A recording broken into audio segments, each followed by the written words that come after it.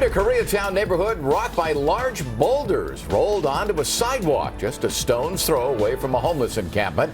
How they got there and for what reason. NBC4 News at 4 starts with breaking news. Take a good look at this picture here. You see these large boulders. Is this a problem or is it a solution? Sidewalk covered by boulders in Koreatown. As inconvenient as all of this may seem, neighbors say it's better than the alternative, a homeless encampment. NBC4's Gordon Tokumatsu is live for us right now in Koreatown, where neighbors say the city left them really no choice. Gordon.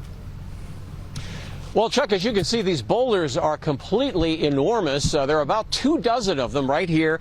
I'm sitting on one of them right outside the entrance, this rear entrance, long closed to the Shatto Recreation Center a couple of blocks away. Now, this is evidence that someone was not only placing a barrier here, but from what we're hearing from residents, also sending a message. Actually, I saw at the time. Jae-hoon Bae remembers the afternoon the boulders showed up here on Southwest Moreland Avenue last spring. He says he didn't recognize the man who brought them. Big truck. Big truck. Yeah.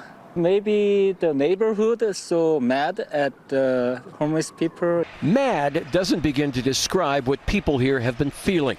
They told us on camera and off about what had spiraled out of control after the first couple of tents appeared on the sidewalk a couple of years ago.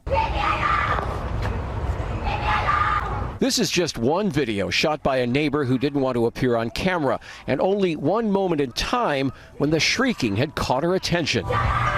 There were many, many others. Another neighbor told us about a naked man standing in the middle of the street screaming, open drug use, fires, even explosions, 24 hours a day, 7 days a week. She shared photos with us of school children having to walk past or through the encampment. They do like drugs.